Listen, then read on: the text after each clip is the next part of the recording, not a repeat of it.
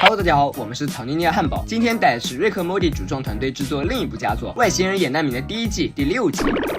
一大早，库弗和泰瑞便看见隔壁老王正在卸货，好奇心促使两人赶紧上前询问。老王称这块大老胸是他男人窝的新招牌。男人窝是什么？为了直观的和两位邻居解释这个时代新词，老王直接带他俩来到了他的男人窝。简单来说，就是男人的避风港。这里的男人特有的娱乐措施一应俱全，并且还附有明文规定：第1条，男人永远是对的；第2条，运动就是生命。可老王表示，这些还不是最精彩的。正当老王要展示重点时，老王媳妇突然走了进来。哦，傻狗，没想到你还真用3000块买了个烂招牌，你管我，我的奖金我做主。看见如此刚的老王，泰瑞十分向往，于是即刻向库弗请求，他也想做个男人窝。可以？什么？真的？我以为你会拒绝我，我都准备给你一口。好了，我懂你。男人窝造就了老王的成功。来，想象一下我们男人窝该会让我们的人生发生什么样？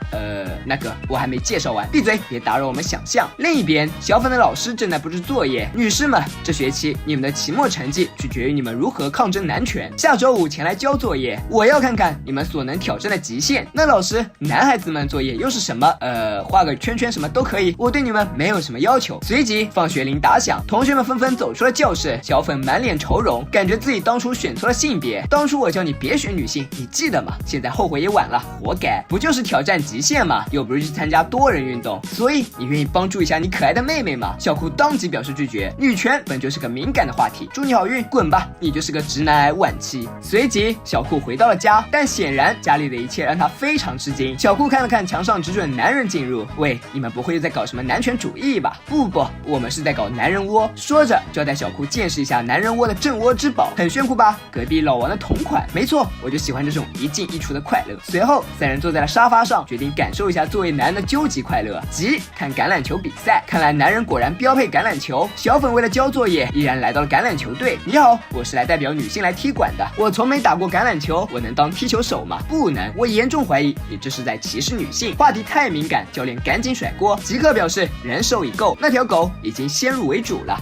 看来找到女性的障碍还真是困难。而这边库弗也同样烦恼，因为他们并没有能在橄榄球比赛中找到男人的自信，于是他严重怀疑隔壁老王一定是比他多了些什么。尽管泰瑞表示他们这里已经够男人了，可库弗依旧坚持，来给我上老王家的全息投影，这他妈都一样的啊！正在这时，老王媳妇进入监控画面，库弗恍然大悟，没错，这才是男人窝的灵魂。每个成功男人窝的背后一定有一个反对男人窝的女人，但是现在没有这样现成的女人，所以库弗决定造一个反对男人窝的女机器人。造人这种事情找库弗就对了。女机器人光速面试，你有没有按照我的建议将它做成电视剧里人气的组合体没？当然，它有20%是青春少女，50%是性感辣妈，20%是嘴炮辣妹，还有10%是职业女性。那种时髦自信的老女人让我无法抵抗。随即完美女机器人小兰正式投入试用，戴上金晃晃的黄金戒指，从此就是讨厌男人窝的女人。出示效果时两人非常满意，没错，就是这种带感的人气效果。可小库却表示他们这是在搞性别歧视，两人却不以为然，这就是男人窝需要的女人，去你的男人窝。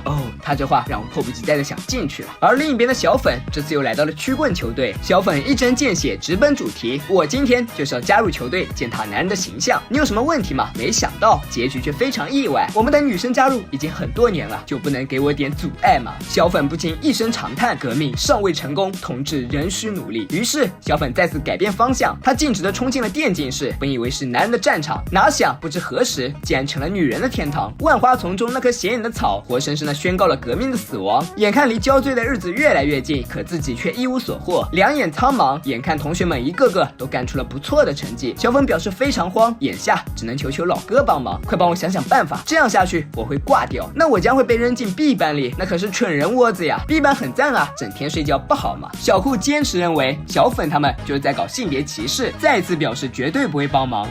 但是我可以为你提供一点老牌香烟，帮你找点灵感。没错，就是这种飞起来的感觉，但这个是违法的吧？胡说，我们外星的体质能和人类一样。于是小粉也尝试吸了一口，顿时灵感喷涌而出，再见来不及握手，得赶紧抓住极限的尾巴。这边边，库弗与小兰相处的甚是和睦，可在不知不觉的谈话中，库弗竟然触发了小兰的怨妇模式，没完没了的抱怨随之而来。首先吐槽的就是库弗的性功能，男怕入错行，女怕嫁错郎，特别是那种没有老二的郎，库弗倒也不生气，反而非常惊喜。你简直就是个完美的副产品，副产品，你挣的钱根本不够给我买任何东西，就连仅有的高潮也是隔壁老王给的。这种侮辱性的言语使库弗无法自拔，他即刻单膝下跪，请用力的践踏我。库弗剧场结束，接下来是泰瑞剧场。泰瑞急冲冲的从男人窝里跑出来，没想到他的眼泪以及穿孔的鲜血即刻触发了小兰的母婴模式，没事，有妈妈在。受伤的小孩投入了妈妈的怀抱，轻轻的一个吻是疗伤的神药，还能再来一个吗？当然，我的宝贝，妈妈还给你烤了饼干，要不要尝一口？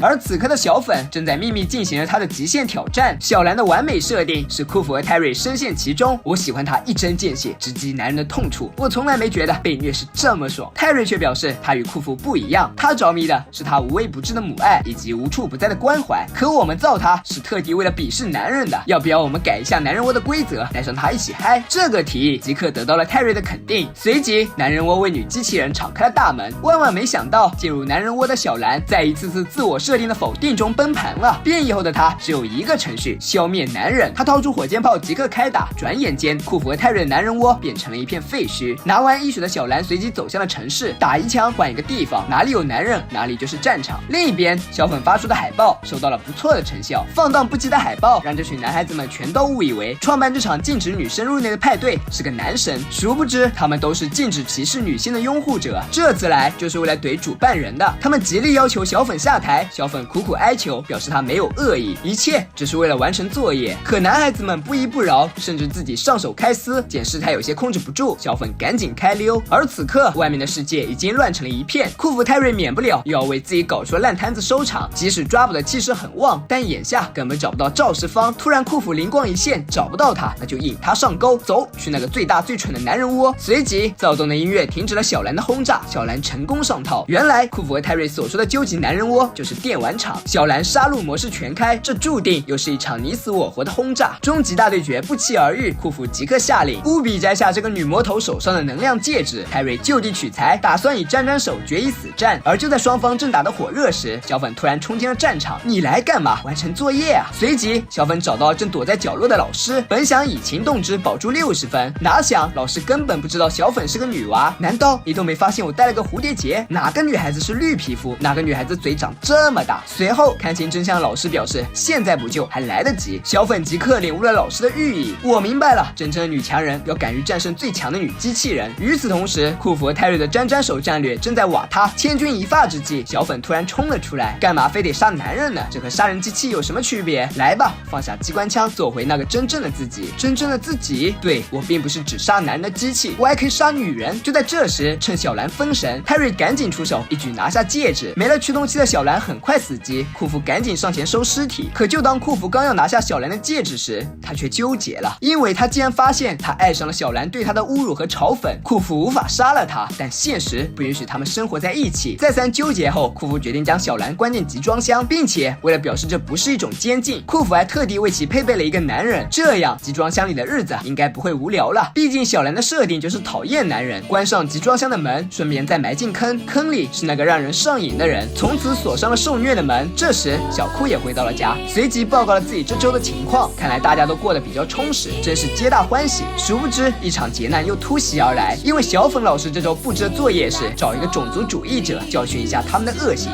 库弗和泰瑞为了找到男权的快感，他们毅然造出了小兰。可没想到，在小兰的各种厌男模式下，库弗竟然爱上那种被鄙视的感觉。反之，泰瑞却爱上了小兰母性的关怀。女孩子这一生可以分饰很多角色：乖巧的孩子、唠叨的妻子以及温柔的母亲。可在有些男孩子眼中，他们永远所需的却是一种角色，那就是能让他们所谓的男人形象再高大一点的衬托品。于是，这才有了所谓的男人窝。男权主义和女权主义一直是个炮火地，稍触及一些敏感的话题，顿时就会燃起满地硝烟。可这些不过是好强人之间的无稽之谈，毕竟这世上没有人愿意与所厌之人共享余生。那个曾让你亲手为他戴上戒指的人，必然不是因为厌恶而来到你的身边；既是两心相许的人，必然理解你的难处，了解你的窘迫。其实大可不必执着于那些虚无缥缈的谁高谁低。